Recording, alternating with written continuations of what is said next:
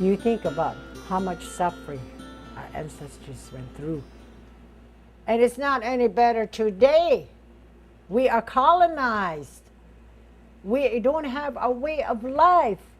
For the past 3 decades, the Federal Bureau of Census has reported our county, Shannon County, which is on the Pine Ridge Reservation, as one of the most economically depressed communities.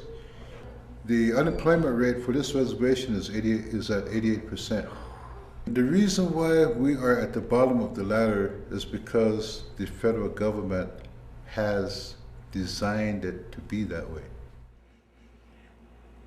He was thinking ahead, the government, the crafty Ohio. So he gave away all our land that wasn't allotted to our people. He wasn't looking ahead for the unborn coming, that we're going to need land. He just gave it to the ones that were there that day of 1885 on. And he quit and he sold the rest. We have not seen that money to this day yet. That's how horrifying it is. We have been kicked around like a ball.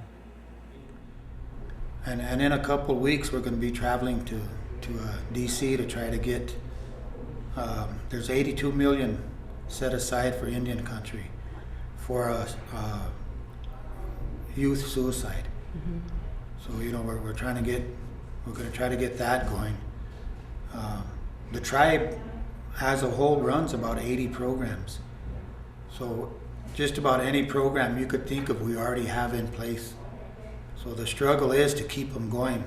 I sit on the economic and business development, and I also, which oversees the casino and a lot of the economic development here on the reservation.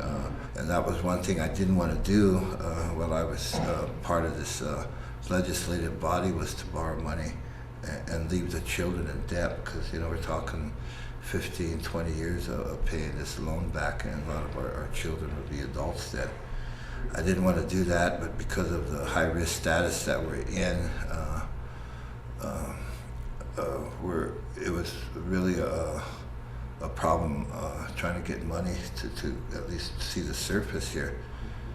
It was probably one of the hardest times I had to ever say yes to something. We're the poorest of the poor economically, but we are the richest of the rich culturally and spiritually. And I think there's hope for change, and that hope for change comes from the will of the people to make that change. And because of that, we continue to maintain who we are. We continue to exist. And without our religion, we probably would have all been pretty much totally colonized. He built homes and just clustered us together. And we are so oppressed and depressed, I said, that our young are taking their lives. They said this morning another one took its life. It's driving the young to that. Whereas older ones, we still have that determination and faith for the good things may happen yet for us, perhaps. And it's sad. We are in a sad situation.